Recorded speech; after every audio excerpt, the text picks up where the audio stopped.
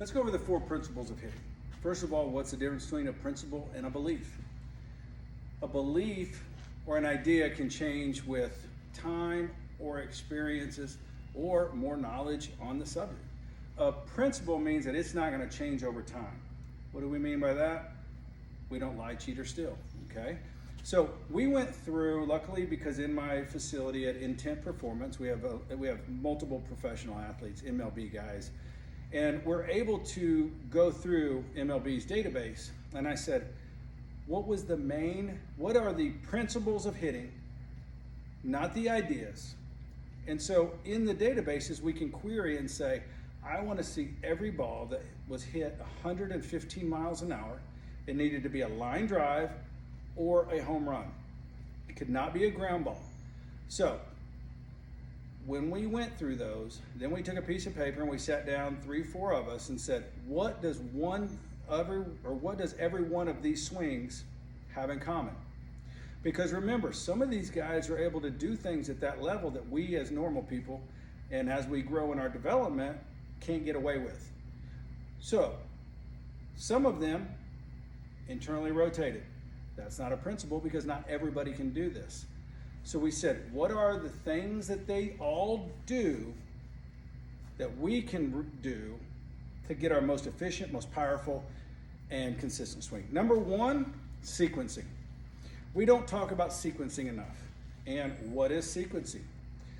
Sequencing means that for one thing to happen, it needs to happen obviously in order. Now, in a baseball swing, for us to create power, we must get to 3 different blocks before our barrel can release. If we don't, or we short circuit that sequence, we may get a hit, we may get a barrel, but it won't be as consistent, it won't be as powerful, and we can't produce that time and time again, okay? So here's a perfect example.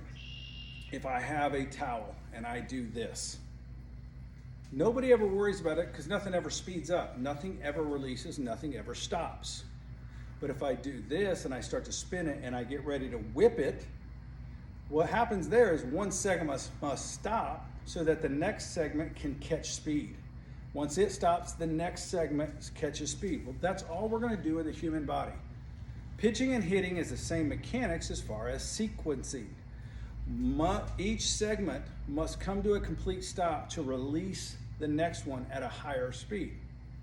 Here's another example. Including myself, I was taught in 12, 15 years ago, I even said, push the knob to the ball. Has anybody there said, push the knob to the ball? Well, here's why that doesn't work.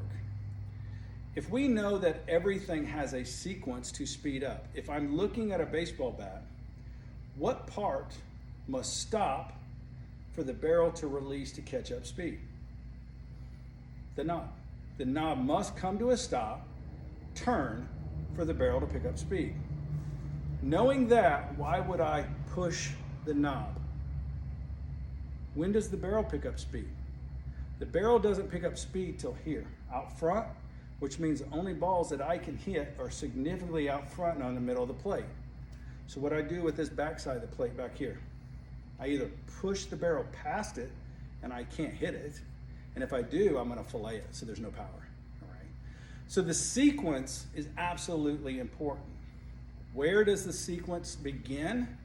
Well, that's in the next 3 principles that we're gonna go over. So the first principle of hitting is we must sequence, we must not short the sequence, and we must sequence every time. Stay tuned, I'm gonna give you number 2.